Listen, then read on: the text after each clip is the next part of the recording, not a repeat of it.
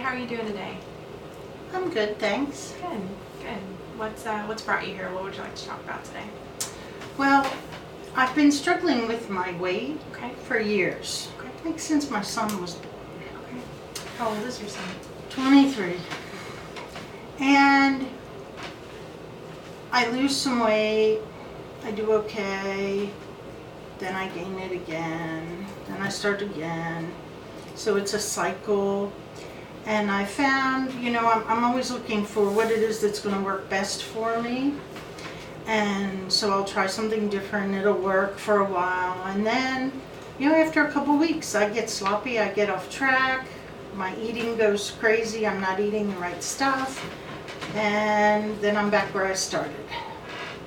And I'm just a little tired of that cycle. So it sounds like you're a little frustrated. Yes. Well, it's great that, this is frustrating, but it's great that it's something that you are continuing to work at despite the setbacks and despite the frustrations. So, can you tell me about something that you do in the time where things are going well, it's working for you? What kind of things are you doing? I actually look for interesting recipes on Pinterest that fit a good diet plan and or a good eating plan. And I have a spreadsheet of recipe ingredients. So if I want to make this dish, I can copy and paste the ingredients to my shopping list. And so it takes a lot of time, but it makes me very intentional about what I cook and what I'm eating, and that seems to work. But if I get a really busy schedule or things go hectic in life, then I don't do that. We end up eating out or bringing food in. Okay. So it sounds like when things are going well, you feel very organized, you've got a method, and you've got that pretty down pat. Yes. Okay. And you said when things start to fall apart, when things are not going so well, that you're getting busy. What do you mean when you say life gets hectic?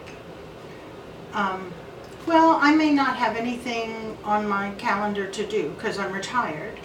So I think, oh good, I've got 2 days here where I can do some meal planning, some meal prep, maybe put some stuff up in the freezer, and then all of a sudden I'll get a call, somebody needs me to take them to the doctor, somebody needs something else, and before you know it, my days are full for everybody else. So you're putting yourself on the back burner. Yeah, I guess. What are some ways you think that help you make yourself a priority? Is that something that you want to do? Well, I think it's the only way that I'm going to get better at eating right and exercising. Okay. Is to have the time to do that. So putting yourself first is really the first step that maybe we need to work on. Probably, yes. Okay. And it sounds like organization helps. Yes. So maybe we can look at some ways to organize your life, things that are going on, so that your you time is your priority time. Okay. And that you're using that to accomplish the things that you want to accomplish. Okay. What is that? How does that sound? That sounds good. Okay, great. Okay, so now we're going to do it a little bit of Is a that different good way. time for you? Yeah. Okay. So we'll basically have the same conversation over, but I'm going to ask you different questions. Okay.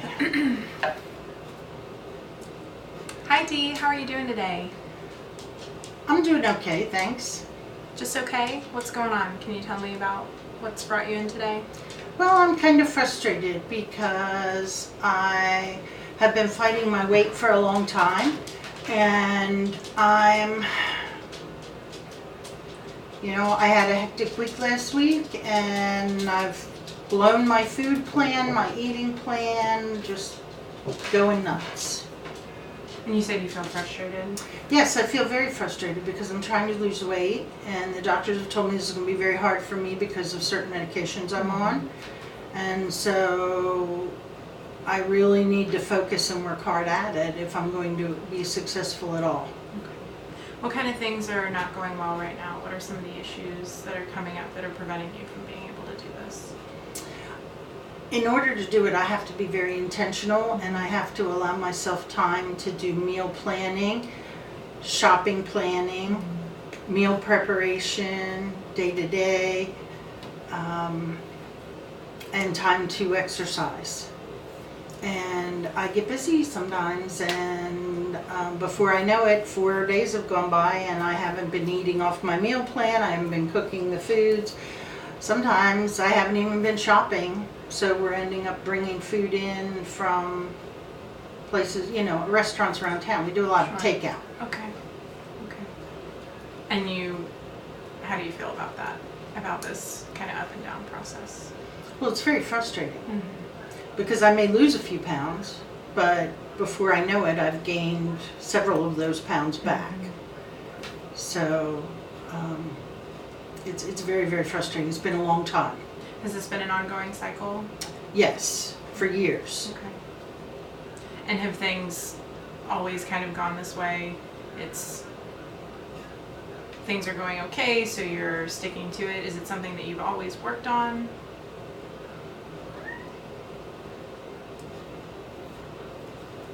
I don't know that I've always worked on it, but I've always tried to make the time, or I've always wanted to make the time. Okay.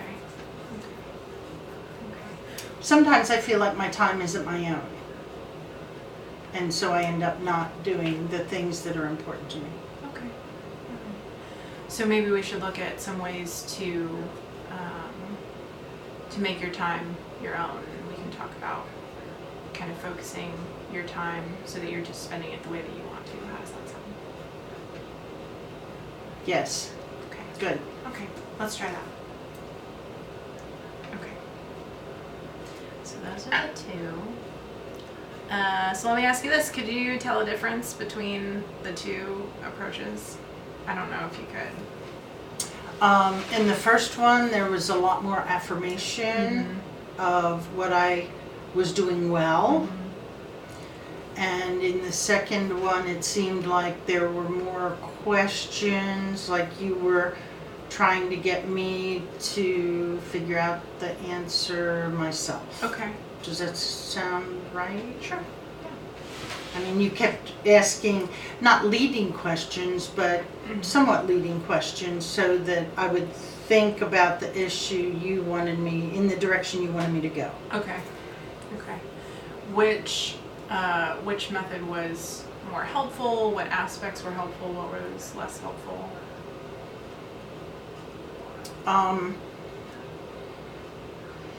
I think I really like the first method better personally. Because it's very important to me in a helping situation that I know I've been heard. And when you affirm what I've been doing right and admitting that what I'm feeling is a natural thing, or that you connect with that in some way, just even to acknowledge it, that's important to me. Sure. So that for me was important. So the first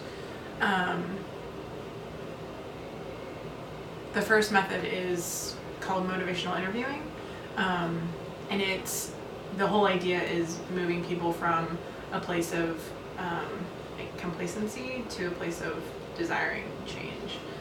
So there are different ways to do that, and I think some of it is just a comfort level with that, but I think that's kind of where I sit, and so that was much easier for me than the other, which is more like problem focused and kind of digging into the problem and like trying to get to the root cause before you start talking about solutions. Does that make sense? I don't know if that was very evident in the two.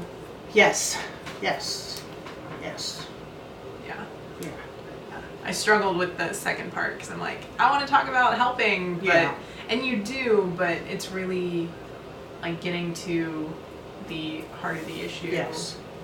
and then kind of moving from there. I Yes. think. So Well, I think that the first one is helpful to me because when you affirm what I've said, I feel like you're on my side, and that in itself motivates me to want to do better, especially as somewhat of a people pleaser. yeah, Then I want to be able to come back to you and say, hey, I tried what we've talked about and Sure. it helped. yeah, So, yeah, and it is different for everybody. yes. And there are ways to address, like, if people are resistant to change, talking about the pros and cons of changing, and